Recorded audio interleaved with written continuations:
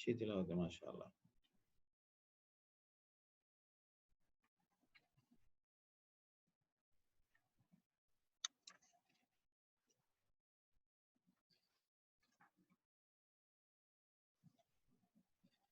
شروع کیا جائے.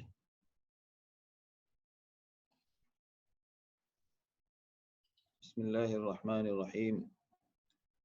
الحمد للہ رب العالمین والصلاة والسلام على سید المرسلین وعلى آلہ وصحبہ اجمعین ومن اتبعهم بإحسان إلى يوم الدين. أما بعد. أعوذ بالله من الشيطان الرجيم. وَإِن طَائِفَتَانِ مِنَ الْمُؤْمِنِينَ اقْتَتَلُوا فَأَصْلِحُوا بَيْنَهُمَا فَإِن بَغَتْ إِحْدَاهُمَا عَلَى الْأُخْرَى فَقَاتِلُوا الَّتِي تَبْغِي حَتَّى تَفِيءَ إِلَى أَمْرِ اللَّهِ فَإِن فَاءَتْ فَأَصْلِحُوا بَيْنَهُمَا بِالْعَدْلِ وَأَقْسِطُوا إِنَّ اللَّهَ يُحِبُّ الْمُقْسِطِينَ. إِنَّمَا الْمُؤْمِنُونَ إِخْوَةٌ فَأَصْلِحُوا بَيْنَ أَخَوَيْكُمْ وَاتَّقُوا اللَّهَ لَعَلَّكُمْ تُرْحَمُونَ. يَا أَيُّهَا الَّذِينَ آمَنُوا لَا يَسْخَرْ قَوْمٌ مِّن قَوْمٍ عَسَىٰ أَن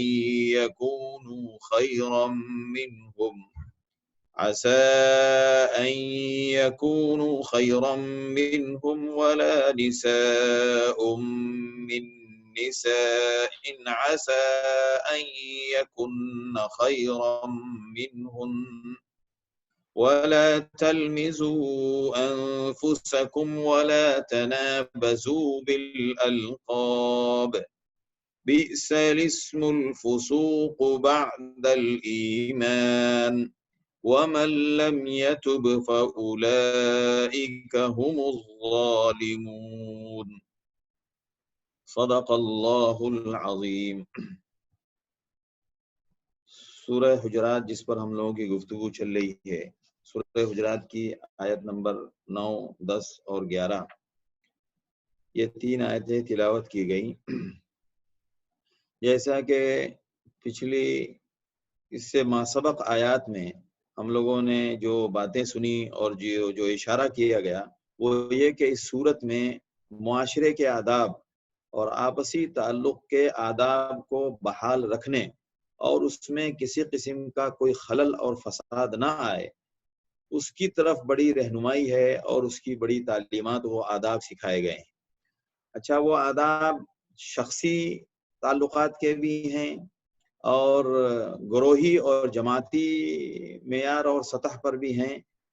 لہذا ان سارے آداب کو معاشرے میں برتنا چاہیے تاکہ ہمارے معاشرے کے اندر جو خرابیاں اور جو ہمیں مختلف معاشرتی نقصانات یا جو معاشرے میں فساد موجود ہے اس کو دور کرنے کا بہترین طریقہ اور قرینہ قرآن نے بتایا ہے.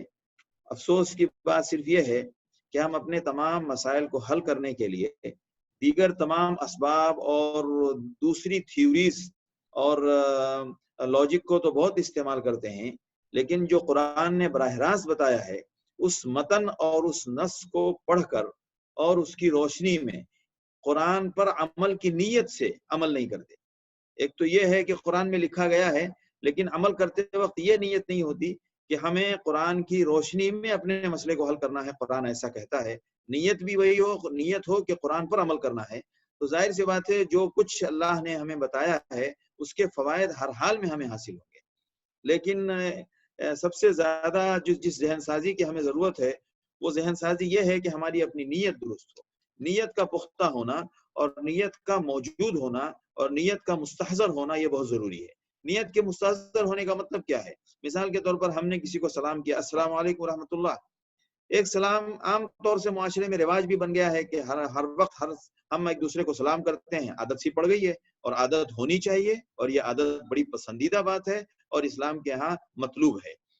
لیکن اس میں جو ہم نیت کی بات کرتے ہیں وہ نیت کا نظام یہ ہے کہ نیت جب بھی سلام کریں تو دل میں یہ نیت ہونی چاہیے کہ اللہ کا حکم ہے، اور اس سلام سے آپس میں دو مسلمانوں میں محبت قائم ہوتی ہے، دل کا کینہ اور قدورت دور ہوتی ہے. لہذا ہر سلام کرنے کے وقت یہ نیت ہو کہ یہ اسلام کا حکم ہے. اب یہ نیت کرنے کے لیے ہمیں کوئی وضو کرنا اور اس کے لیے نیت باندھنے کی ضرورت نہیں ہے. اس نیت کرنے کے لیے بس ایک بجلی سے بھی زیادہ تیز رفتار نظام ہے نیت کا، جو آپ کے عمل سے پہلے وہ کتنی نیتیں آپ کر چکے ہوتے ہیں جو ہمیں پتہ نہیں ہوتا ہے. لیکن اس کی جب ہمیں عادت پڑ جائے گی تو اس کے لیے ہمیں کوئی الگ سے پروگرام کرنے اور الگ سے کوئی تقریر کرنے یا کسی تقریر سننے کی ضرورت نہیں ہے. نیت کا کام دنیا کی کوئی بھی تیز سے تیز رفتار، کوئی بھی تیز سے تیز رفتار کو آپ نیت پر تصور نہیں کر سکتے کہ نیت کتنی تیز، کتنی جلد نیت اچھی ہو جاتی ہے اور نیت خراب ہو جاتی ہے. لہذا ہم جتنے بھی اعمال بتائے گئے ہیں، جو آداب سکھائے گئے ہیں، ان کے برتنے کے وقت ہمارے ذہن و دماغ میں یہ ہونا چاہیے کہ یہ اللہ کا فرمان ہے اور یہ قرآن میں ہمیں سکھایا یہ گیا ہے. لہذا آج جو آیت پڑھی گئی آیت نمبر 2، آیت نمبر 9 سورہ حجرات کی، اس میں اللہ فرما رہے ہیں وَإِن طَائِفَتَانِ مِنَ الْمُؤْمِنِينَ اقْتَتَلُوا، اگر مسلمانوں کی دو جماعتیں آپس میں ان میں ٹکراؤ ہو جائے یا ان میں آپس میں کسی معاملے کو لے کر لڑائی کی نوبت پیش آ جائے، فَأَصْلِحُوا بَيْنَهُمَا، تو اس نوبت کے آنے سے پہلے یا نوبت آ جانے کے وقت آپ ان میں صلح کی کوشش کریں کہ بات لڑائی تک نہ پہنچے اور کسی قتال اور باہم ایک دوسرے کے ساتھ مٹبھیڑ ہونے کی ضرورت کی نوبت نہ آئے اور اس مرحلے تک بات نہ پہنچے. فَإِن بَغَتْ إِحْدَاهُمَا عَلَى الْأُخْرَى، اگر ان دونوں جماعتوں میں سے ایک جماعت اور ایک گروہ دوسرے کے اوپر دسترازی کے لیے مصر ہو اور وہ بات ماننے کے لیے تیار نہ ہو، فَقَاتِلُوا الَّتِي تَبْغِي، تو جو دست دراز گروہ ہے، جو بات ماننے کے لیے تیار نہیں ہے، اس سے دوسرے لوگوں کو جو ان دونوں گروہوں میں شامل نہیں ہیں، تیسری جماعت کو ان کے ساتھ مقابلہ، ان کے ساتھ ان کے سامنے آنا پڑے گا اور ان کو روکنا پڑے گا جو بات ماننے کے لیے تیار نہیں ہے. حتی تفیء الی امر اللہ، اور اس وقت تک ان کے ساتھ ان کو روکنا پڑے گا اور ان کے سامنے اور ان سے مقابلہ کرنا پڑے گا یہاں تک کہ وہ اللہ کے حکم کی طرف اور اس کو ماننے کے لیے تیار ہو جائیں. حتی تفیء الی امر اللہ، یہاں تک کہ وہ اللہ کے حکم کو ماننے کے لیے تیار ہو جائیں. فَإِن فَاءَتْ، اگر وہ مان گئے، اگر انہوں نے مان لیا اور اپنی دسترازی کا ارادہ منسوخ کر دیا، اپنی دسترازی کا ارادہ ملتوی کر دیا، فَأَصْلِحُوا بَيْنَهُمَا، اب اس کے بعد کام ختم نہیں ہو گیا، اب دونوں کے درمیان پھر صلح کراؤ.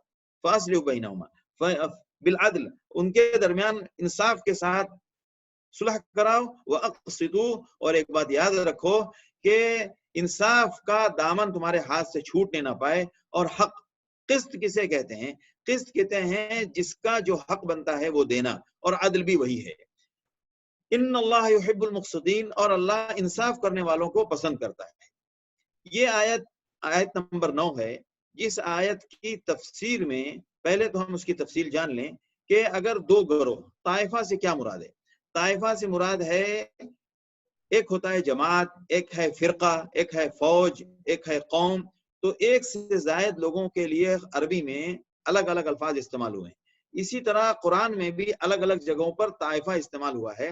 وَلْيَشْهَدْ عَذَابَهُمَا طَائِفَةٌ مِّنَ الْمُؤْمِنِينَ، اور جب دو لوگ بد کرداری کر بیٹھیں تو ان کو کوڑے لگاؤ، اور ان کے کوڑے لگانے کو ایک جماعت دیکھنا چاہیے. تو اب ایک جماعت سے مراد کیا ہے؟ ایک عربی میں دو سے زائد کو بھی طائفہ کہتے ہیں، 3 4 5 کو بھی طائفہ کہتے ہیں. لیکن طائفہ ہر جگہ وہی مفہوم ہوگا نہیں، ہر جگہ اس کا مفہوم الگ الگ ہوگا.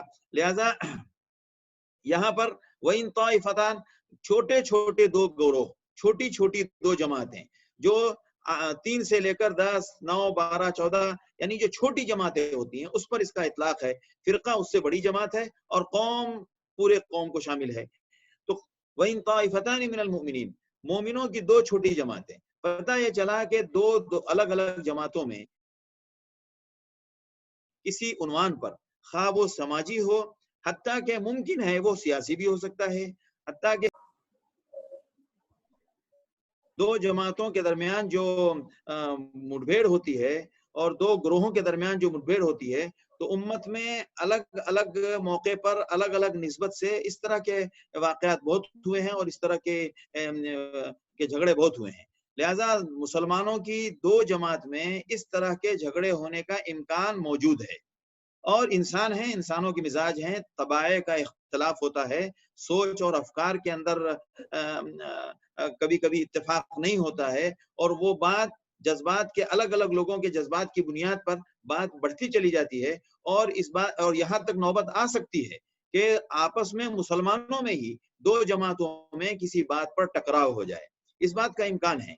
اور یہ طائفتان سے پتہ یہ چل رہا ہے کہ اکثریت اس میں مبتلا نہیں ہوگی. دو چھوٹی چھوٹی جماعتیں، جیسے کسی محلے میں دو جماعت بن گئی یا کسی شہر میں دو چھوٹی چھوٹی جماعتیں آپس میں کسی چیز میں ٹکرا گئیں، تو ایسی صورتحال میں وَإِن طَائِفَتَانِ مِنَ الْمُؤْمِنِينَ اقْتَتَلُوا، آپس میں وہ یہاں تک بات بڑھ جائے کہ وہ آپس میں ایک دوسرے سے لڑنے پر آمادہ ہو جائے اور بات ہاتھا پائی اور مار پیٹ تک پہنچ جائے، ایسی صورتحال میں ایک تیسری جماعت جو اس دونوں جماعتوں میں شامل نہ ہو، ان کو یہ حکم ہے کہ وہ فوراً حرکت میں آئیں اور فوراً ان دونوں کے درمیان صلح کا راستہ ڈھونڈیں اور صلح کی تدبیریں اور صلح کی کوششوں میں لگ جائیں. اب بتائیں، عجیب بات ہے ہمارے معاشرے میں، ہمارے ہاں ایک رواج ہے کہ ارے چھوڑو دوسروں کے جھگڑے میں کیا پڑنا، اور رہنے دیں، جانے دیں، ارے آج کل کا زمانہ مختلف ہے، ارے آج کل کی صورتحال بگڑی ہوئی ہے، لوگ آج کل کے نوجوان مانتے نہیں ہیں. یہ کہہ کر اگر ٹال دیں گے تو یہ سخت گناہ کی بات ہوگی، کیونکہ یہ اس حکم کی خلاف ورزی ہوگی. فَأَصْلِحُوا بَيْنَهُمَا. دیکھنے کی بات یہ ہے کہ کہیں راہ چلتے ہوئے کوئی جھگڑا ہو رہا ہے، کوئی بات خراب ہو گئی، ہم نہیں جانتے کہ اس میں کون لوگ ملوث ہیں اور کون کیا ہو رہا ہے. تو ایسی صورتحال کے تو قرآن میں اللہ نے فرمایا، عباد الرحمن کی صفت بتائی گئی کہ وَالَّذِينَ لَا يَشْهَدُونَ الزُّورَ وَإِذَا مَرُّوا بِاللَّغْوِ مَرُّوا كِرَامًا. وہ حکم الگ ہے اور یہ حکم الگ ہے. اس حکم میں یہ بتایا جا رہا ہے کہ جب دو جماعتیں باضابطہ بالارادہ اپنے پروگرام کے تحت اپنے اختلاف کو بنیاد بنا کر وہ مار پیٹ پر آمادہ ہو جائیں اور صورتحال اس حد تک پہنچ جائے، تو تیسری جماعت کے لیے یہ حکم ہے کہ وہ حرکت میں آئے اور وہ سامنے آئے اور وہ ان دونوں کے درمیان صلح کی تمام کوششوں میں لگ جائے، ہر تدبیر کو اختیار کرے. یہ معاشرے کو سدھارنے اور معاشرے کے امن اور معاشرے کے اتفاق رائے اور آپسی مفاہمت اور باہمی محبت اس کو متوازن رکھنے کے لیے اسلام نے یہ سب طریقے بتائے ہیں، کوئی طریقہ باقی نہیں چھوڑا ہے. لہذا میاں بیوی میں اگر تعلقات بگڑنے کے امکانات ہوں، شوہر کی طرف سے ہو رہے ہوں تو بھی اس کی تدبیر بتائی گئی، بیوی کی طرف سے ہو رہے ہوں تو بھی اس کی تدبیر بتائی گئی. لہذا تعلقات کو استوار رکھنا اور اس کے توازن کو بگڑنے سے محفوظ رکھنا، یہ معاشرے کے اندر قرآن میں اس کے احکامات اور اس کے آداب اور اس کی تدابیر بہت بتائی گئی. اب یہ غور کرنے کی بات ہے کہ دو جماعتیں، ایک تو سب سے بڑا المیہ ہمارے یہاں یہ ہے کہ ہم مسلک کی بنیاد پر لڑ بیٹھتے ہیں، ہم نظریات اور جماعت کی بنیاد پر لڑ بیٹھتے ہیں. قرآن ہم نے پتہ نہیں، ہر جماعت اور ہر فرقہ دعویٰ یہ کرتا ہے کہ ہم قرآن کی تعلیمات پھیلا رہے ہیں، قرآن کی تعلیم عام کر رہے ہیں، قرآن کا درس دے رہے ہیں، کہیں حدیث اور سنت کے زندہ کرنے کا دعویٰ پیش کیا جا رہا ہے. یہ سارے دعوے ہم کر رہے ہیں، لیکن جب ہم خود ان گناہوں کے اور ان خرابیوں کے اور اس فساد کے اندر ہم مبتلا ہیں، لہذا جماعت کی بنیاد پر ہمارے یہاں لڑائی ہو جاتی ہے. دو جماعتوں میں آپس میں ہمارے یہاں وہ محبت اور وہ مقصدیت نہیں ہے. جب دین کا کام یہ جماعت بھی کر رہی ہے اور دین کا کام دوسری جماعت بھی کر رہی ہے، تو دونوں جماعتوں کو دونوں کے کام کو پورے طور پر سمجھنا چاہیے اور ان کو یہ دیکھنا چاہیے کہ یہ جماعت جس نہج پہ کام کر رہی ہے، ہمارا کام دوسرے میدان میں ہے اور اس میدان میں بھی کام کی ضرورت ہے، اس میدان میں بھی کام کی ضرورت ہے. جس میدان میں دوسری جماعت کام کر رہی ہے، ہمیں اعتراف کرنا چاہیے کہ بہت اچھی بات ہے کہ معاشرے کے ایک میدان کو آپ نے سنبھالا ہوا ہے. دوسری جماعت جو دوسرا کام کر رہی ہے تو وہ اعتراف کرے کہ دوسرے میدان کو آپ نے سنبھالا ہوا ہے. ظاہر سی بات ہے ہر جماعت کو ہر جماعت کا نظام اور کام سمجھنا چاہیے. اس میں اگر کوئی رائے مشورہ دینے کی ضرورت ہو تو رائے مشورہ دیا جائے، لیکن ضروری نہیں ہے کہ ایک جماعت جس نہج پہ کام کر رہی ہے دوسری جماعت بھی اسی نہج پہ کام کرے. کیوں کہ دنیا میں ایک ہی نہج سے دنیا کا نظام نہیں چلتا ہے. دنیا میں تعلیم یافتہ لوگ بھی ہیں، دنیا میں تاجر لوگ بھی ہیں، دنیا میں کچھ زندگی کے رکھ رکھاؤ کو ذرا مہذب طریقے سے گزارنے کے مزاج والے لوگ بھی ہیں، اور دنیا میں ذرا سا خاموش پسند لوگ بھی ہیں، دنیا میں بازار کی بھیڑ میں زندگی گزارنے کو پسند کرنے والے لوگ بھی ہیں، دنیا میں ہر مزاج کے لوگ ہیں، اور جو شکلیں اسلام میں جائز ہیں ان تمام شکلوں کو تسلیم کرنا پڑے گا، اس کا اعتراف بھی کرنا پڑے گا، اس کو متوازن رکھنے کے لیے اس کی تدابیر بھی ڈھونڈنی پڑیں گی۔ یہ کوئی طریقہ نہیں ہے کہ جو دین کا طریقہ میں کر رہا ہوں، دین کی دعوت کا جو طریقہ اور جو تدبیر اور جو اسلوب میں نے اختیار کیا ہوا ہے وہی ایک اکیلا اسلوب قرآن و حدیث کے مطابق ہے، یہ ایک دم غلط بات ہو جائے گی، اور یہ مزاج نبوت اور آپ صلی اللہ علیہ وسلم کی تعلیم کے معیار کے خلاف ہو جائے گی۔ اس لیے کہ دیکھیں آپ صلی اللہ علیہ وسلم کے مجلس میں، آپ صلی اللہ علیہ وسلم کے صحابہ میں ہر مزاج کے لوگ ہیں، ہر طبیعت کے لوگ ہیں، حضرت ابوبکر صدیق جیسے ساتھی بھی ہیں تو حضرت عمر جیسے بھی ہیں، حضرت عثمان جیسے باحیا بھی ہیں تو حضرت علی رضی اللہ تعالیٰ عنہ جیسے بہادر بھی ہیں۔ تو ان حضرات کے مزاج کے مطابق جب ان حضرات نے کوئی جواب دیا تو آپ صلی اللہ علیہ وسلم نے نکیر نہیں فرمائی، جو نکیر فرمانے والی چیز تھی اس پہ آپ نے نکیر فرمائی۔ لہذا دیکھ لیں آپ، حضرت ابوبکر صدیق رضی اللہ تعالیٰ عنہ عموماً نرم پہلو والے مشورے زیادہ دیتے تھے، حضرت عمر رضی اللہ تعالیٰ عنہ کے مشورے میں ذرا سختی اور شدت والی بات زیادہ ہوتی تھی۔ تو آپ صلی اللہ علیہ وسلم نے حضرت ابوبکر سے کبھی نہیں کہا کہ کیا تم بالکل ہر وقت نرمی کی بات کرتے ہو، حضرت عمر سے یہ نہیں کہا کہ کیا تم ہر وقت سختی والی بات کرتے ہو، حضرت عثمان سے یہ نہیں کہا کہ کیا تم عورتوں کی طرح حیا میں ڈوبے رہتے ہو، بلکہ آپ نے ان تمام کردار اور ان تمام اخلاق کی قدر کی، اس کی حوصلہ افزائی کی، اور جو جس میدان میں استعمال ہونے کے لائق تھا اور جو جہاں مفید تھا اس کو وہاں استعمال فرمایا۔ لہذا ہمارے یہاں جماعتوں میں آپس میں ہم لڑتے ہیں، مسلک کی بنیاد پر لڑتے ہیں، حنفی صحیح ہے تو شافعی غلط ہے، شافعی صحیح ہے تو حنفی غلط ہے، ہم اہل حدیث ہیں تو ہم مالکی ہیں، یہ سارے مسالک برحق ہیں، اور کوئی یہ نہیں کہہ سکتا کہ مسلک صرف 4 ہیں۔ جو یہ دعویٰ کرتا ہے وہ غلطی پر ہے، وہ اس کی اپنی بات ہے، وہ قرآن و حدیث کی بات نہیں ہے، بلکہ وہ قرآن و حدیث کے خلاف بات ہے جو حق کو 4 جگہ محصور کرتا ہے۔ اس کا مطلب ہے کہ ان 4 کے علاوہ جو باہر کہیں حق کی بات ہے وہ اس کا انکار کر رہا ہے، اتنے حصے کا حق کا وہ منکر ہے۔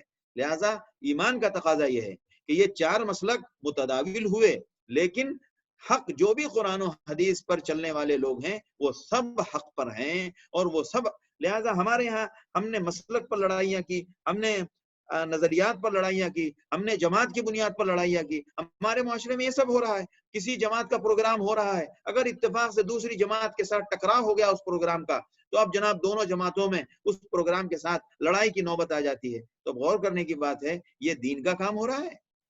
اب ظاہر سی بات ہے ایسے موقع پر تیسری جماعت ہونا چاہیے، معاشرے میں ایک بڑی تعداد ان لوگوں کی بھی ہونی چاہیے جو ایسے موقع پر ثالثی کا کردار ادا کر سکے۔ لہذا وَإِن طَائِفَتَانِ مِنَ الْمُؤْمِنِينَ اقْتَتَلُوا، 2 جماعتوں میں کسی بھی بنیاد پر، کسی بھی عنوان کو لے کر اگر ٹکراؤ اور مار پیٹ پر تک نوبت پہنچ رہی ہے تو ایک جماعت کو حرکت میں آ کر اس میں صلح کی کوشش کروانا یہ اسلام کا حکم ہے۔ اگر تیسری جماعت دونوں کے جھگڑوں کو دیکھ کر اس میں مزے لینے اور بسا اوقات مزید لڑائی کو بڑھانے کا اگر کوئی کردار ادا کر رہا ہے تو سب سے بڑا باغی ہے وہ، اور وہ قرآن کی تعلیم کا منکر ہے۔ وہ ایسے موقع پر ہمیں حکم دیا گیا ہے فَأَصْلِحُوا بَيْنَهُمَا، ان دونوں جماعتوں میں فوراً صلح کے لیے آپ حرکت میں آ جائیں۔ فَإِن بَغَتْ إِحْدَاهُمَا، 2 جماعتیں ہیں، ظاہر سی بات ہے 2 جماعتوں میں بسا اوقات ایسا ہوگا کہ ان کی لڑائی کس بنیاد پر ہے۔ ہو سکتا ہے لڑائی چھوٹی سی بنیاد پر ہو، اور ایسا بھی ہو سکتا ہے کہ لڑائی ایک ایسے بنیاد پر ہو جس میں مسلکی یا دلائل کی بنیاد پر دونوں کی گنجائش ہو۔ میں ایک مثال دیتا ہوں کہ ایک کوئی مسجد ہے، اس مسجد میں 8 پڑھنے والے تراویح بھی موجود ہیں اور 20 پڑھنے والے بھی موجود ہیں۔ اب جناب پہلے ہم 8 والی پڑھیں گے، پہلے ہم 20 والی پڑھیں گے۔ اب سوال یہ پیدا ہوتا ہے کہ 8 اور 20 کو بنیاد بنا کر کیا لڑائی کی اجازت ہے؟ اب سوال یہ پیدا ہوگا کہ یہاں پر تیسرا گروہ آ جائے، اب وہ کہے جناب کہ 20 رکعت تو ہمیشہ سے امت میں ہوتی آئی ہے اس لیے 20 حق ہے۔ 8 والے اپنی دلیل پیش کریں کہ اللہ کے رسول صلی اللہ علیہ وسلم نے 8 پڑھی اور تمام عرب کے اکثر ممالک میں 8 پڑھی جاتی ہے، لہٰذا 8 حق ہے۔ یہ فیصلے کا حق، یہ فیصلے کی بنیاد پر صلح کے لیے ایسا طریقہ نہیں اختیار کیا جائے، بلکہ ایسا طریقہ اختیار کیا جائے کہ جس میں اب چونکہ یہاں پر دونوں کی دلیلیں، آپ ان دونوں میں سے کسی ایک کو غلط نہیں کہہ سکتے، نہ 8 والے کو آپ غلط کہہ سکتے ہیں، نہ 20 والے کو غلط کہہ سکتے ہیں. لہٰذا باغی کون ہوا اس میں؟ ایسی جماعت. ایسا بھی جھگڑا ہو سکتا ہے. ایک جھگڑا تو یہ ہے کہ کسی جماعت، کسی مان لیجیے معاشرے میں، کسی محلے میں چند لوگوں میں کوئی محلے والا جھگڑا ہو گیا، تو میں پر کوئی بات بڑھ گئی اور بڑھتی چلی گئی اور لڑائی تک نوبت آ گئی. کسی نے کسی کو گالی دی ہے اور اس گالی کی بنیاد پر جھگڑا کھڑا ہو گیا اور اس نے معافی نہیں مانگی. اس طرح کا جھگڑا بھی ہو سکتا ہے. تو ایسے جھگڑے میں ظاہر سی بات ہے ہم یہ بات فیصلہ کن شکل میں کہہ سکتے ہیں کہ بھائی جس نے گالی دی ہے وہ غلطی پر ہیں اور معافی مانگنے میں کیا حرج ہے، آپ معافی مانگ لیجئے.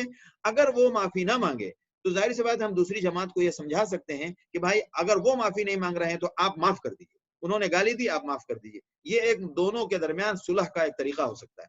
لیکن اگر کوئی نہ مانے، وہ کہہ نہیں کہ بھائی اگر غلطی اس قسم کی ہو کہ بالکل حتمی طور پر وہ بندہ مجرم ہو دوسری جماعت، تو ہم اس کو باغی کہیں گے. لیکن کوئی شکل ایسی ہو سکتی ہے جس میں دونوں طرف سے دونوں برحق ہوں، اور دونوں برحق ہوں اور دونوں میں سے ہمارے لیے مشکل ہے کسی کو کہنا کہ بھائی یہ باغی کون ہے. تو ایسی شکلوں میں بھی جھگڑا ہوتا ہے. جیسا کہ مسجدوں میں نے جو مثال دی آپ کو 8 اور 20، حقیقت یہ ہے کہ دونوں جماعت میں سے دونوں حق پر ہیں. ہم بالکل پورے اطمینان کے ساتھ کہیں گے کہ دونوں حق پر ہیں.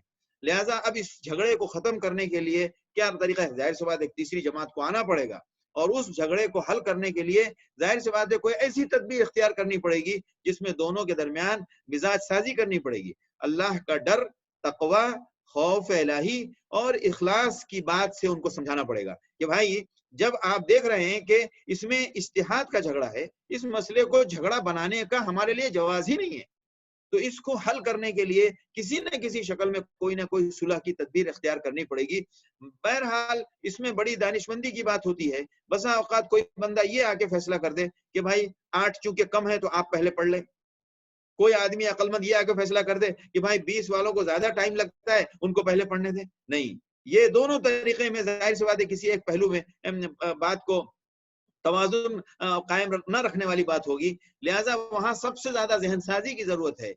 وہاں پر اصلاح کیا ہوگا؟ وہاں پر اصلاح کی بات یہ ہوگی کہ جناب یہ بات ہم پہلے پڑھیں، آپ پہلے پڑھیں، بالکل غلط بات ہے. ایک دن آپ پڑھیں، ایک دن یہ پڑھیں، یہ صورتحال ہونی ہی نہیں چاہیے. دونوں اللہ کے لیے پڑھ رہے ہیں، سب لوگ مل کر پڑھیں، سب لوگ مل کر پڑھیں. جن کو 8 پڑھنا ہے ان کو 8 پر جانے کی پوری اجازت ہے، اور جو جناب 20 پڑھنا چاہتے ہیں وہ 20 تک پڑھتے رہیں. معاملہ ایسا ہو کہ 2 جماعتیں نہ بنے بلکہ اتفاق ہو اور دونوں میں اتحاد والا کوئی حل سامنے آئے.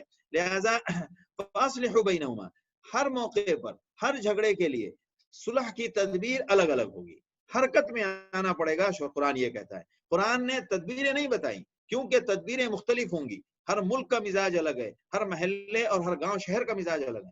لہذا تدبیریں الگ الگ ہوگی. تدبیریں حسب موقع معاشرے کے اندر جو سنجیدہ اور جو سمجھ بوجھ والے لوگ ہیں وہ سامنے آئیں. اللہ کی طرف سے جب نیت صاف ہوگی تو اللہ کی طرف سے رہنمائی ہوگی اور اس مسئلے کا بہترین حل سامنے آئے گا. اس آیت کی بھی ہمارے اس دور میں بہت ضرورت ہے. لہذا صلح کا ماحول اور صلح کرنے کی ہم امت میں ایک بڑی تعداد ایسے لوگوں کی ہونی چاہیے جو صلح کرانے کی صلاحیت رکھتے ہوں، جو صلح کرانے کی ان کو مشق کرائی جائے اور ان کو فریقین کے درمیان جھگڑے کو سمجھنے کی تربیت کی جائے ان کی، اور اس بنیاد پر وہ معاشرے کے جھگڑوں کو ختم کریں. کیونکہ آج کے دور میں بھی اس نظریات اور عقائد اور جماعت اور فرقہ بندی ان بنیادیوں پر بڑے اختلافات ہیں اور بڑا تفرقہ ہے. لہذا قرآن کہتا ہے کہ صلح اسلام کا بہترین جو فارمولہ ہے وہ صلح ہے. ہر جگہ قرآن میاں بیوی میں جھگڑا ہو تو وہاں قرآن کیا کہہ رہا ہے؟ دیکھیے شوہر کی طرف سے اگر زیادتی ہو رہی ہے، قرآن کہہ رہا ہے یرید اصلاح یوفق اللہ بینہم. اگر آپ کی نیت ملنے کی اور بات کو سدھارنے کی ہے تو اللہ دونوں کے دل میں اللہ محبت پیدا کر دے گا. اور وہاں بھی فرمایا وَالصُّلْحُ خَيْرٌ فَأَصْلِحُوا بَيْنَهُمْ، آپ دونوں آپس میں صلح کریں، اور صلح کا معاملہ اور صلح کا فلسفہ سب سے خیر والا فلسفہ. لہذا اسی طرح جماعتوں میں جب معاملہ بگڑے تو وہاں بھی صلح کا رویہ اختیار کیا جائے. فَإِن بَغَتْ إِحْدَاهُمَا، اب اگر ایک جماعت بالکل حق پر نہیں ہے اور پتہ ہے کہ وہ غلطی پر ہے، تو جو غلطی پر ہے تو تیسری جماعت کے لیے یہ حکم ہے کہ وہ اس جماعت کے سامنے آئے اور اس جماعت کو روکنے کی کوشش کرے جو دست درازی سے باز نہیں آ رہی ہے. فَإِن بَغَتْ إِحْدَاهُمَا عَلَى الْأُخْرَى فَقَاتِلُوا الَّتِي تَبْغِي حَتَّى، اور جو دست دراز فرقہ ہے، جو دست دراز گروہ ہے، اور جو دست دراز جماعت ہے، جو یعنی فیصلہ برحق سمجھائے جانے کے باوجود حق کا فیصلہ ماننے کے لیے تیار نہیں ہے، تو پھر اس کے ساتھ اس خیر والی اور صلح کرنے والی جماعت کو نبرد آزما ہونا پڑے گا اور اس کے سامنے روبرو ہونا پڑے گا اور اس معاملے کو اور ان کے ہاتھ کو روکنا پڑے گا اور ان کو پیچھے کرنا پڑے گا اپنے عزم سے اور اپنے حوصلے سے، یہاں تک کہ وہ اللہ کے حکم کو مان لیں. فَإِن فَات، اب مان لیجئے کہ انہوں نے مان لیا، بات مان لی، بات ہو گئی، انہوں نے ان کو دوسری جماعت کو جو دست درازی سے باز نہیں آ رہی تھی اس کو سمجھایا گیا اور اس نے بات مان لی. اب بات ختم ہو گئی نہیں، اب تو یہ معاملہ ٹھنڈا ہوا ہے، جو لڑائی کی، جو مار پیٹ کی، جو مڈبھیڑ کی جو صورتحال بن رہی تھی، اس صورتحال کو قابو کیا گیا. لیکن اب ایک کام اور باقی ہے، اور کیا کام باقی ہے کہ دونوں جماعتوں میں جو وجوہات تھی اس اختلاف کی اور جو بنیاد تھی اس بنیاد کو ختم کرنا بھی ضروری ہے. لہذا فَأَصْلِحُوا بَيْنَهُمَا، اس معاملے کے ختم ہونے کے بعد اب دونوں جماعتوں کو پھر سامنے لاؤ اور ان سے کہو کہ بھائی یہ جھگڑا کیوں کھڑا ہوا، اس جھگڑے کو آپ لوگ ختم کریں، اپنے دل سے اس کو صاف کریں.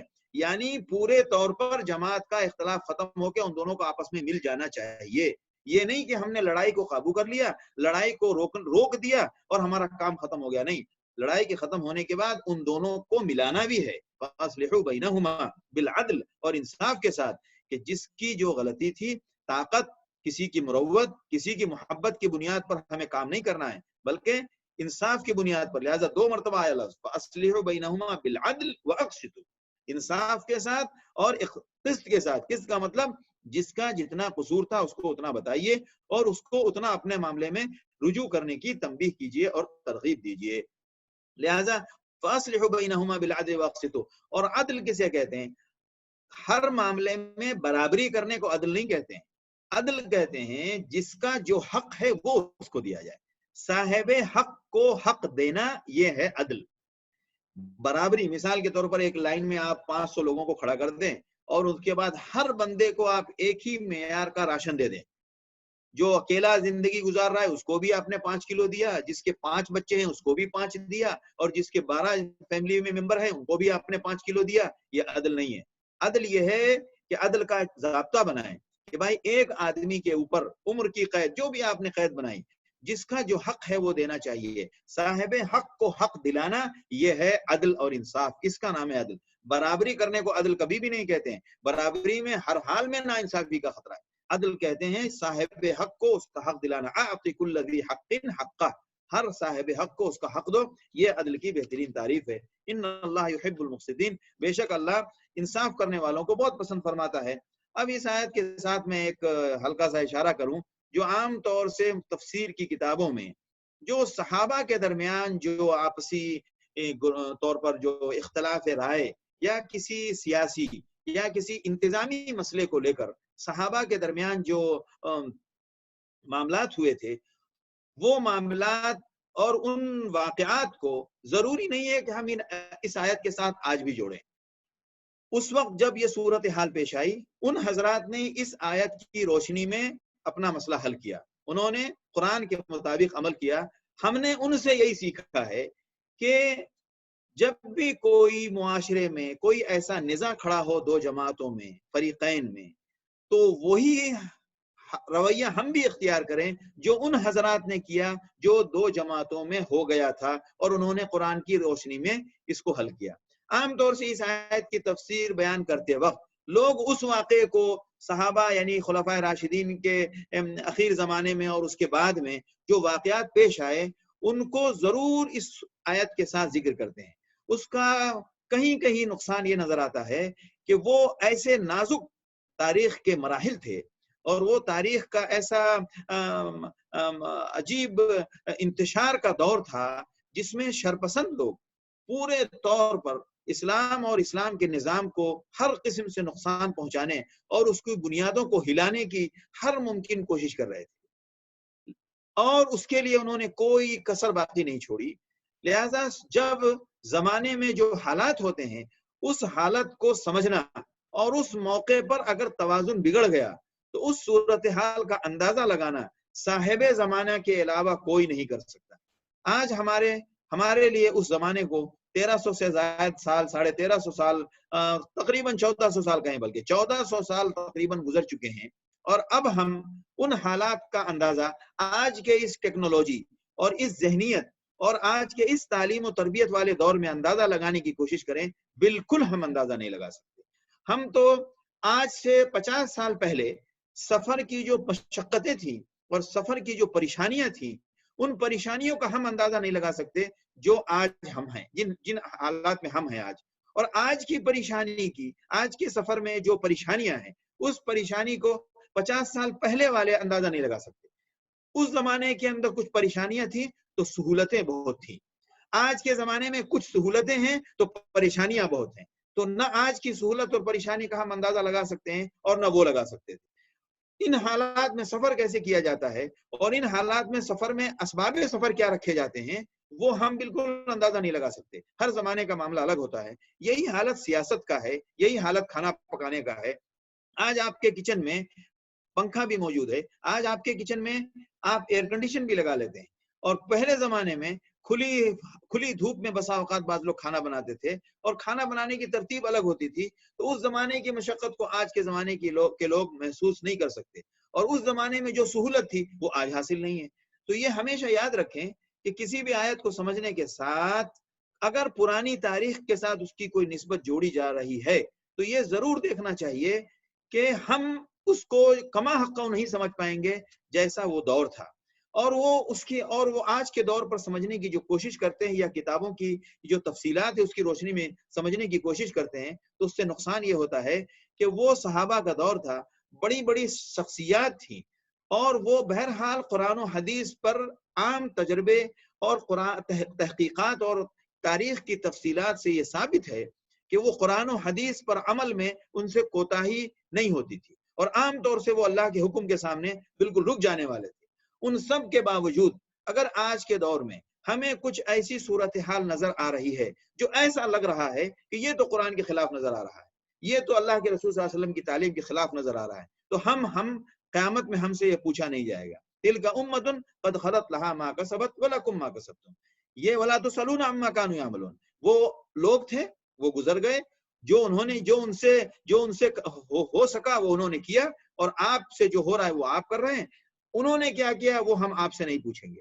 لہذا ہم کم سے کم اپنی حفاظت کا بندوبست یہ کریں کہ ہم اپنے طور پر اپنی معلومات اور اپنی تحقیقات کی روشنی میں کوئی ایسا فیصلہ اور کوئی ایسا نتیجہ نکالنے کی کوشش نہ کریں کہ جس میں اس بات کا امکان پیدا ہو جائے کہ ان کے بارے میں ہم بدگمان ہونے لگیں، یا ان کے بارے میں ہم خلاف قرآن اور خلاف حدیث عمل کرنے والا تصور قائم کر لیں۔ لہذا اس سے بچنا ہمارے لیے زیادہ ضروری ہے، بجائے کہ ہم اس بات کی کوشش کریں کہ ان کے اعمال کو قرآن سے موازنہ کرنا شروع کر دیں۔ لہذا میں اس آیت میں قصداً میں نے ان واقعات کو ذکر نہیں کیا ہے جو ہمارے مفسرین نے ذکر کیا ہے۔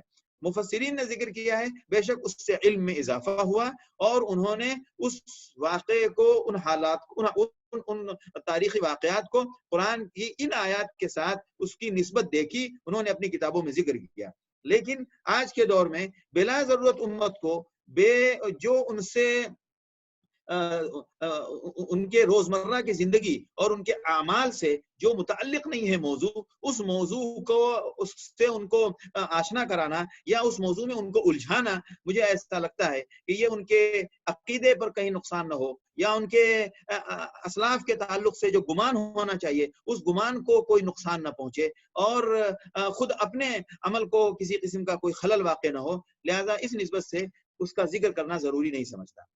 اب اس کے بعد اللہ نے فرمایا انما المؤمنون اخوہ، جتنے مومن ہیں وہ سارے کے سارے بھائی ہیں، جو بھی اسلام میں داخل ہو گئے اور جنہوں نے اللہ کے دین کو اور اللہ کے رسول صلی اللہ علیہ وسلم کو پر ایمان لے آئے، اور جو ایمان کی تمام تفاصیل پر ان کا ایمان ہے، انما المؤمنون اخوہ، وہ سارے کے سارے آپس میں بھائی ہیں۔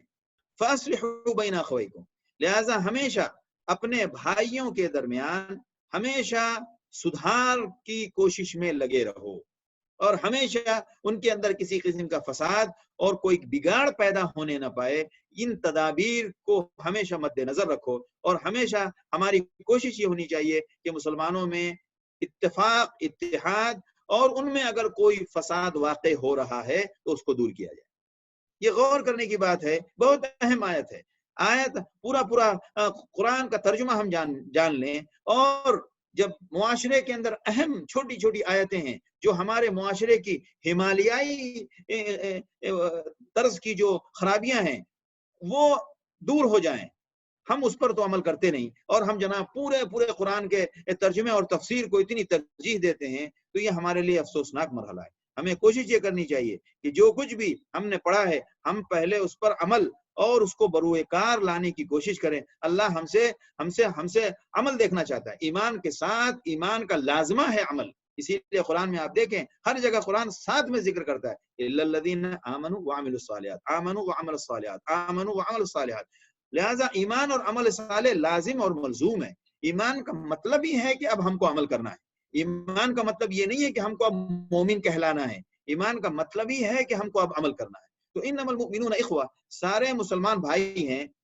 لہذا علماء نے لکھا ہے کہ نسبی رشتہ ہلکا ہے ایمانی رشتے کے اوپر، لہذا ایمانی رشتہ ختم نہیں ہوتا ہے، نسبی رشتہ نسبی طور پر تو قائم رہتا ہے لیکن حقوق کی نسبت سے وہ ختم ہو جاتا ہے۔ مثال کے طور پر ایک بندہ وراثت کا حقدار اسی وقت ہے جب تک دونوں کا والدین یعنی وارث اور مورث کا دونوں کا دین ایک ہو۔ جیسے ہی دین الگ ہوگا وراثت کا نظام ختم ہو جائے گا۔ لیکن ایمانی رشتہ ایسا ہے کہ ایمان میں جو حقوق اللہ نے دیے ہیں، لہٰذا ایک مومن دوسرے مومن کو قتل نہیں کر سکتا، تو وہ کبھی بھی قتل نہیں کر سکتا ہے، چاہے اس کا اپنا سگا بھائی ہو چاہے دوسرا کوئی۔ لیکن وراثت میں دیکھیے جیسے ہی دین بدلے گا، اگر ایک سگا بھائی کوئی مومن مرتد ہو گیا تو اب وہ مومن وارث کی وراثت کا حقدار نہیں ہوگا، مومن مورث کا وراثت کا حقدار نہیں ہوگا۔ لہٰذا اس کے لیے ایک مشہور روایت ہے کہ حضرت مصعب ابن عمیر رضی اللہ تعالیٰ عنہ جو غزوہ احد میں شہید ہوئے، تو حضرت مصعب ابن عمیر رضی اللہ تعالیٰ عنہ جنگ بدر جب تمام ہو گئی اور سب سامان سمیٹا جا رہا تھا اور قیدیوں کو جو پکڑا جا رہا تھا، تو اس بیچ میں حضرت مصعب ابن عمیر کے سگے بھائی جو کافر تھے، ایک صحابی ان کو قیدی بنا رہے تھے اور اس کے ہاتھ میں رسی باندھ رہے تھے۔ تو حضرت مصعب گزرے اتفاق سے، تو انہوں نے دیکھا کہ میرے بھائی کو یہ قیدی بنا رہا، تو اپنے انصاری بھائی سے حضرت مصعب رضی اللہ تعالیٰ عنہ نے کہا کہ اس کو تم ایسے ہلکا مت باندھو، اس کو تم اپنے ہاتھ سے بھی باندھ لو تاکہ یہ چھوٹنے نہ پائے۔ تو ان کے بھائی نے کہا کہ مصعب، کیا میں تمہارا بھائی ہوں اور میرے بارے میں تم ایسی بات کہہ رہے ہو؟ نرم بات کرنی چاہیے۔ تو حضرت مصعب نے فرمایا کہ تم میرے بھائی نہیں ہو، یہ میرا بھائی ہے، کیونکہ اخوت کا رشتہ ایمان اور اسلام کی بنیاد پر ہوتا ہے، نسب کی بنیاد پر نہیں ہوتا ہے۔ نسب کی بنیاد پر صرف نسبی ایک نسبت چلے گی، نسبی بنیاد پر صرف نسبت رہے گی، نسبت باقی رہے گی، لیکن اخوت ختم ہو جائے گی۔ اخوت کا جو قانون ہے وہ دین و ایمان سے جڑا ہوا ہے۔ نسبت یہ میرا باپ ہے، یہ میرا بھائی ہے، یہ تو ختم نہیں ہوگا، چاہے کافر ہو چاہے مومن ہو۔ تو جو توالد اور تناسل کی جو نسبت ہے وہ تو باقی رہے گی، لیکن اخوت جسے کہتے ہیں، اخوت کسے کہتے ہیں؟ ہر غم میں شریک، ہر مصیبت میں شریک، اور ہر اچھائی برائی میں اس کے کام آنے والا، یہ جو چیز ہے یہ، اور اس کے تمام حقوق کا خیال کرنا، یہ ساری باتیں دین سے وابستہ ہیں۔ لہذا ایمانی اخوت جو ہے وہ ختم نہیں ہوتی ہے۔ تو انما المؤمنون اخوہ، بے شک تمام کے تمام مومن آپس میں بھائی ہیں۔ فاصلحوا بین اخویکم، لہذا آپس میں اپنے بھائیوں کے درمیان اصلاح اور سدھار کا ہمیشہ رواج قائم رکھو، اور ان میں ہمیشہ اصلاح کی محنت کرتے رہو۔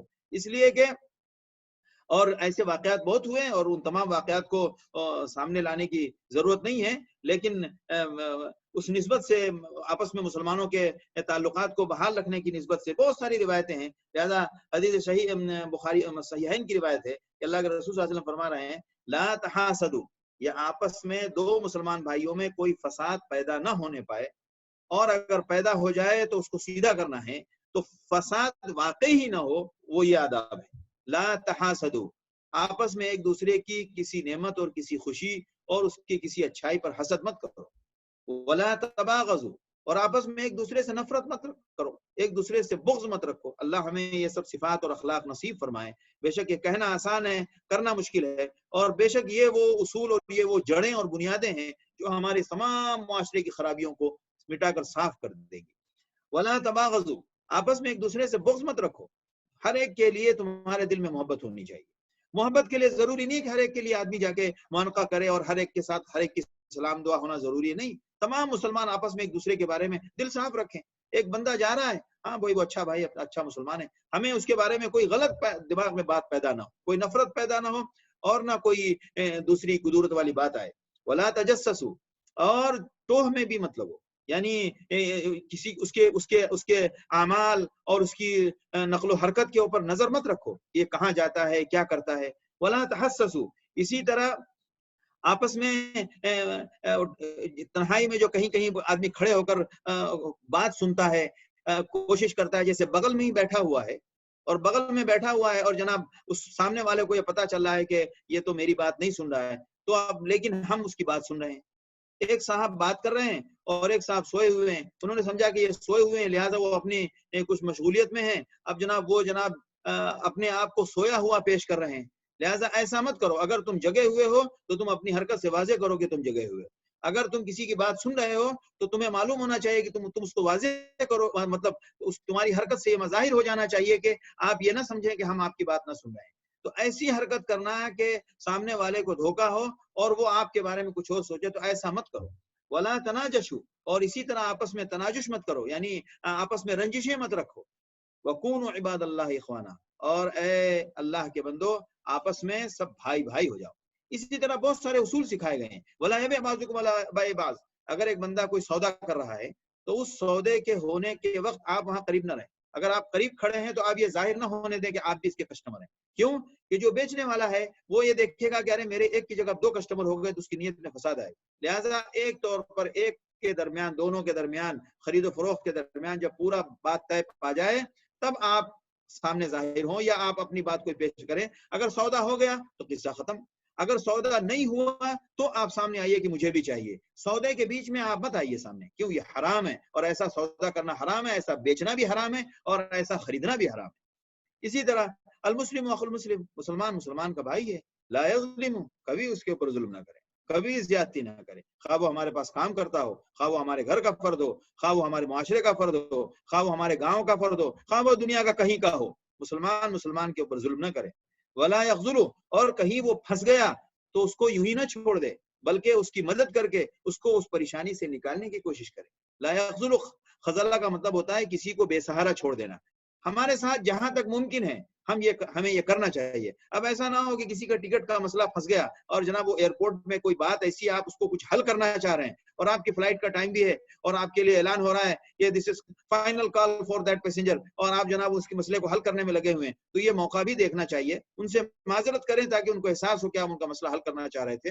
لیکن ایسے مواقع کے علاوہ دیگر عام مواقع میں کسی مسلمان کو بے سہارا نہیں چھوڑنا چاہیے. ولا یحقر، اور اس کی تحقیر اور اس کی توہین اور اس کے لیے کوئی ذلت پہنچانے والا یا اس کو ذلیل کرنے والی کوئی حرکت نہیں کرنا چاہیے. التقوی ہاہنا، آپ صاحب فرمایا اپنے سینے کی طرف اشارہ کر کے کہ تقوی ادھر ہے، اور آپ نے 3 مرتبہ فرمایا التقوی ہاہنا التقوی ہاہنا التقوی ہاہنا. اور دیکھیں آخری جملہ آپ نے فرمایا بحسب امرئ من الشر، ایک مسلمان کے شر والے ہونے کے لیے، یعنی وہ بندہ شر والا ہے، اس کے اندر شر ہے. ایک مسلمان کے شر کے لیے اتنی علامت کافی ہے کہ ان یحقر اخاہ المسلم، کہ وہ اپنے مسلمان بھائی کی کو حقارت سے دیکھے یا اس کی حقارت کرے یا اس کی توہین کرے یا اس کو ذلیل کرے. کسی مسلمان بھائی کو حقیر دکھانا یا اس کو حقیر بنانا یا اس کو حقیر سمجھنا، یہ سب کچھ ایک انسان کے اندر شر ہونے کی علامت ہے. جو بندہ ایسا کرتا ہے مطلب یہ ہے کہ اس بندے کے اندر شر ہے. وہ اپنے بارے میں خود فیصلہ کر لے کہ میرے اندر یہ شر موجود ہے. اللہ سے دعا کرے کہ اللہ اس شر کو مجھ سے دور فرما.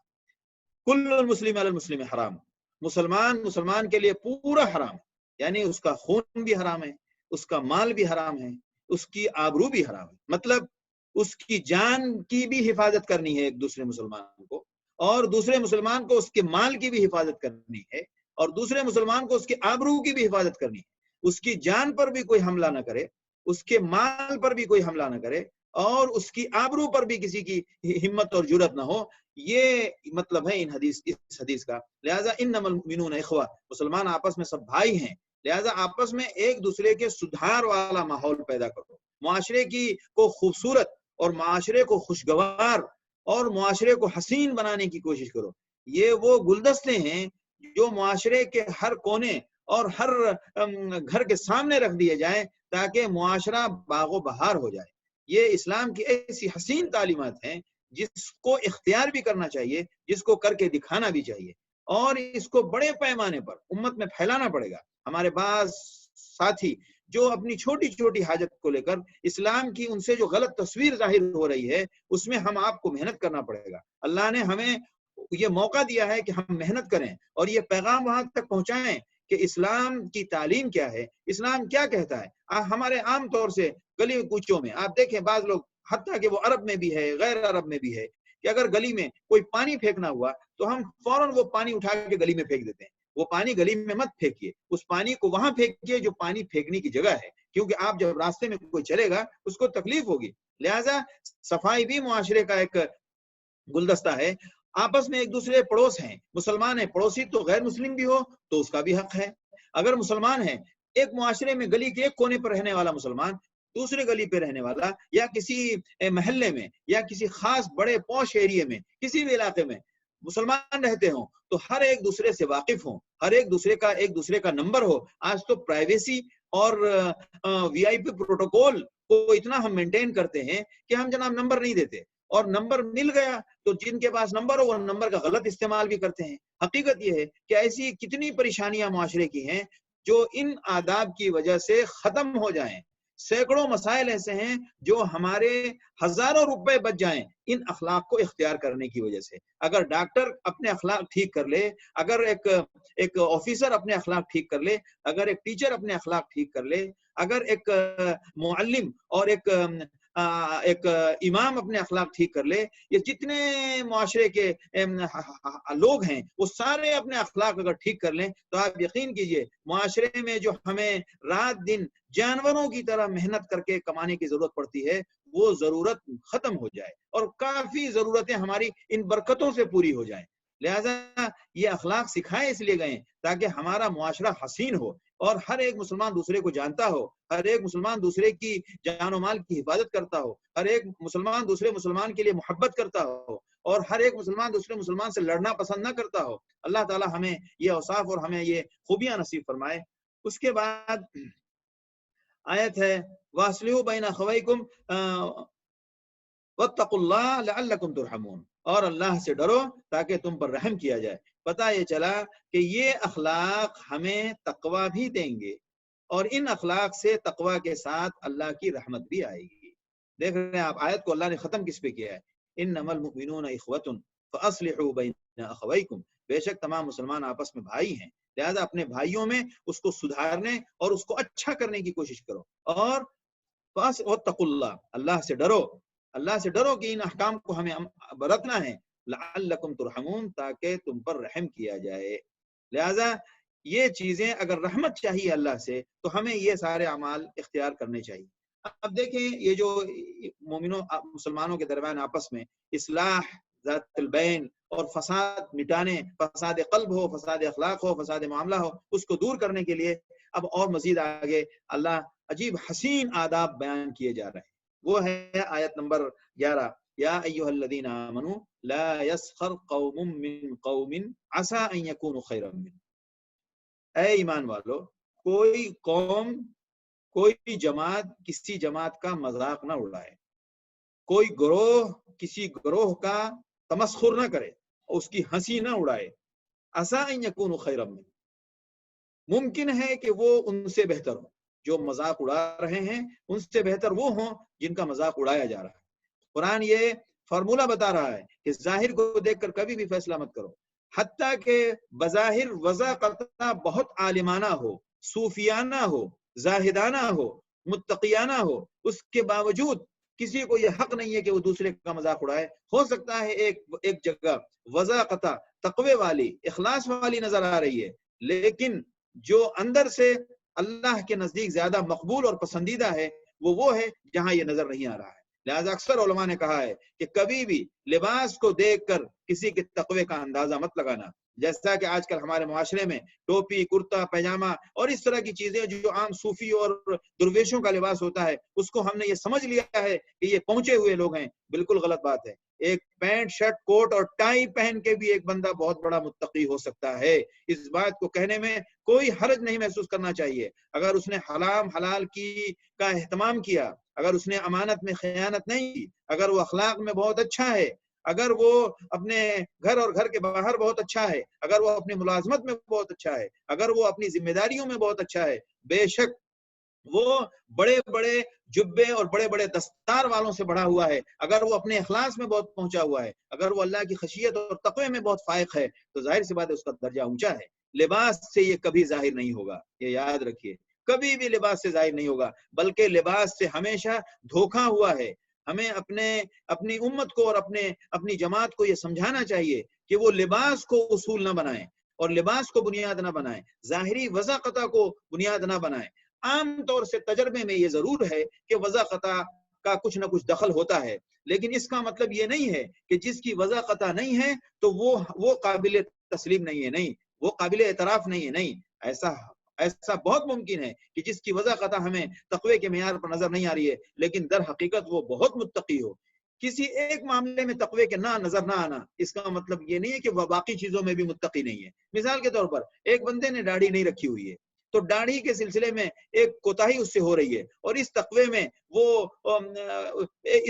وہ کامیاب نہیں ہے. اس کا مطلب یہ نہیں ہے کہ وہ خیانت دار بھی ہوگا. اس کا مطلب یہ نہیں ہے کہ وہ 5 وقت کی نماز بھی نہیں پڑھتا ہے. اس کا مطلب یہ نہیں ہے کہ وہ حلال حرام کی فکر نہیں کرتا ہے. اس کا مطلب یہ نہیں ہے کہ وہ دیگر تمام جو اللہ کے احکام ہیں اس میں وہ حساس نہیں ہے. بلکہ ممکن ہے کہ اس ایک تقوی کے ایک عمل کی کوتاہی کے باوجود وہ باقی اعمال میں وہ، اور ایسا بہت ہے کہ سارے تقوی کی تمام صفات ایک بندے میں جمع ہوں، ایسا کہیں نہیں ہے.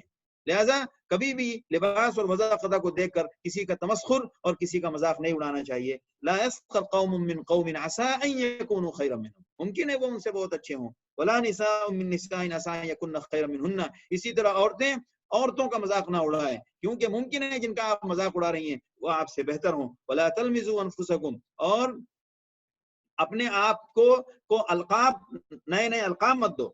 ولا تلمزوا انفسکم، اور اپنے اوپر تانا، اپنے آپ میں ایک دوسرے کے اوپر تانا مت دو. ولا تنابزوا بالالقاب، اور القاب کا رواج اور کسی کو لقب دینے والی حرکت مت کرو. بئس الاسم، بہت بری بات ہے اور برا نام ہے کسی کو فاسق کہنا مومن ہونے کے بعد. بئس الاسم، بری بات ہے اور یہ برا نام ہے کہ کسی کو فاسق کہا جائے مومن ہونے کے بعد. ومن لم یتب، ان حرکتوں کے کرنے کے بعد اگر کوئی توبہ نہیں کرتا، فاولئک هم الظالمون، وہ لوگ بے شک بہت خسارے والے ہیں. اس آیت کی تفصیلات، چونکہ یہ معاشرے کے وہ آداب ہیں جو ہمارے اندر آنے چاہیے، اس کی کافی تفصیلات ہیں، اور یہ کافی ہمارے اندر اصلاح کا محتاج ہے یہ عمل. لہٰذا اس کو ہم کچھ تفصیل سے اس آیت پر بات کریں گے. اللہ تعالی ہمیں کہنے سننے سے زیادہ عمل کی توفیق نصیب فرمائے، اور جو حسین اخلاق اللہ نے ہمیں دیے ہیں اور جو قیمتی آداب معاشرے اور خاندان اور سماج کے لیے اللہ نے ہمیں بتائے ہیں، ہم اللہ سے بہت التجا کے ساتھ اور بہت تضرع کے ساتھ ہم اللہ سے دعا کرتے ہیں کہ اللہ ہمیں وہ آداب اور اللہ ہمیں وہ سلیقہ اللہ ہمیں عطا فرمائے. آخر دعوانا الحمدللہ رب العالمین.